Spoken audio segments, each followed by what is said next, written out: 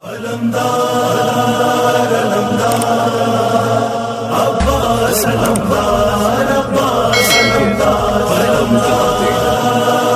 بوسا دیا ہے جی۔ تو شخص نے سوال کیا، یا رسول اللہ اگر ماں باپ مر جائیں پھر کیا کریں؟ کہا جاؤ ان کی قبروں کو بوسا دیا۔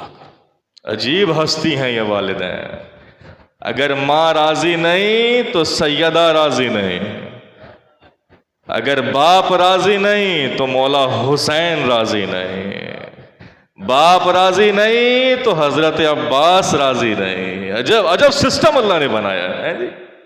پہلے انہیں راضی کرائیے پھر جائیے جی۔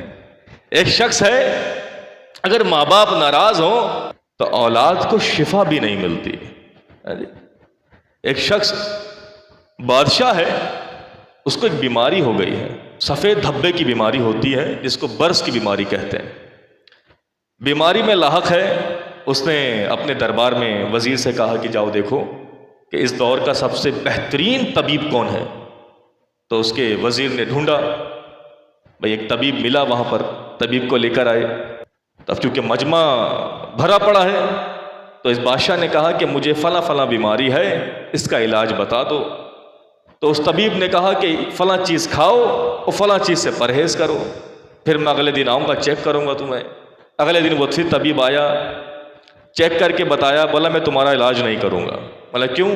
بولا تم نے جو چیز میں نے کھانے کو دی تھی دوا وہ تو تم نے کھائی ہے، لیکن جس چیز سے پرہیز کرنے کو کہا تھا تم نے پرہیز نہیں کیا۔ تو یہ سمجھ گیا، بادشاہ امتحان لے رہا تھا طبیب کا، کیسا طبیب ہے۔ تو بادشاہ سمجھ گیا کہ طبیب یقیناً نامی گرامی اور تجربے کار ہے۔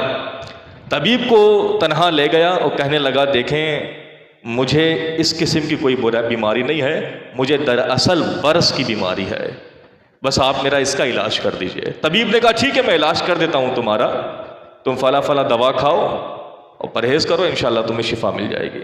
اس طبیب نے اپنی زندگی کا تمام نچوڑ نکال کر اس بادشاہ کو دیا، لیکن وہ بادشاہ کو شفا نہیں ملی۔ طبیب آخر سر پہ ہاتھ رکھ کے بیٹھ گیا، کہنے لگا یہ عجب ہے کہ میں نے آپ کو اتنی اچھی دوا دی ہے، آپ نے پرہیز بھی کیا ہے، لیکن آپ کو شفا نہیں ملتی، کیا بات ہے؟ ایک دن گزرا، طبیب آیا، آ کے کہتا ہے کہ بادشاہ سلامت ذرا جائیے اپنے باپ کو راضی کروائیے۔ نوجوان بادشاہ ہے، اس کا باپ بوڑھا ہے، اس کے بچے کے سمجھ میں آئی، وہ گیا اپنے بابا کے پاس۔ باپ رات کا وقت ہے، باپ کے پاس جا کے قدموں کو پکڑ لیا، بابا مجھے معاف کر دیں۔ باپ نے جوان بیٹا تھا، سینے سے لگایا، معاف کر دیا، واپس آیا، پھر طبیب نے وہی دوا دوبارہ دی۔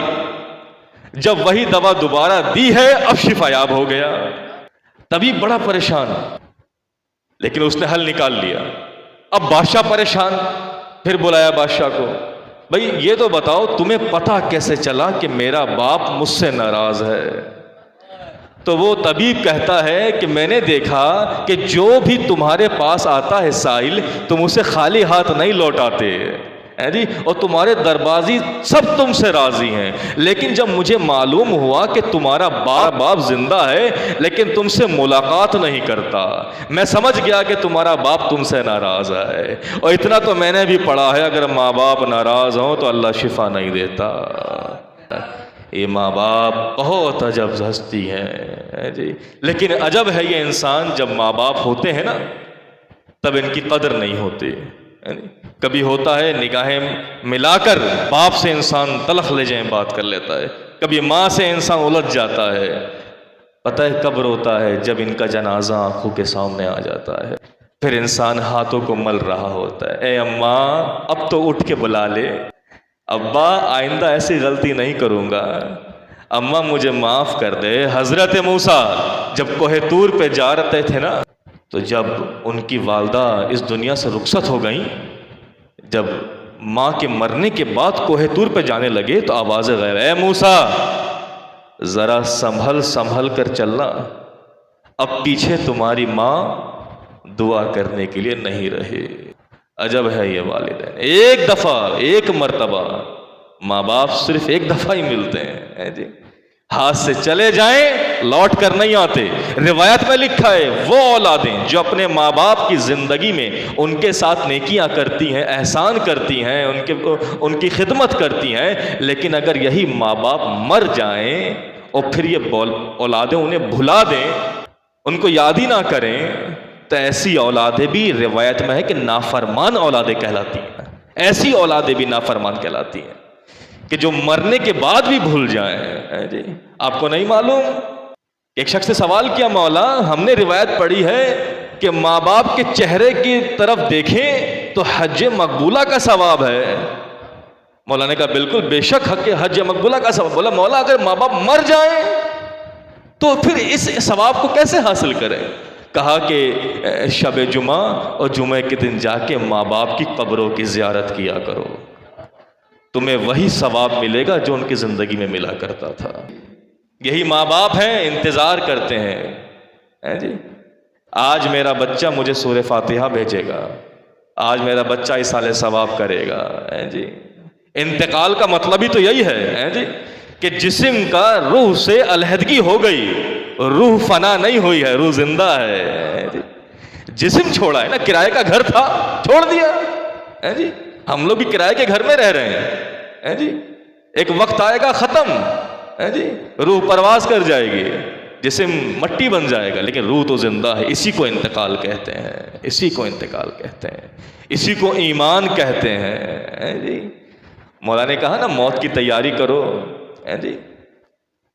جب انسان مر جاتا ہے تمام دوست احباب، ماں باپ، بھائی بہن، رشتہ دار سب چھوڑ دیتے ہیں جی۔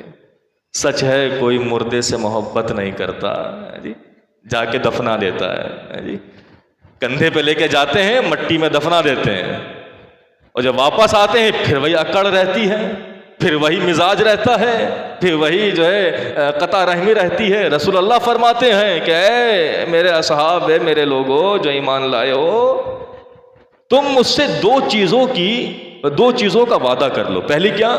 ماں باپ کے ساتھ احسان کرو اور اپنے رشتہ داروں کے ساتھ صلح رحمی رکھو۔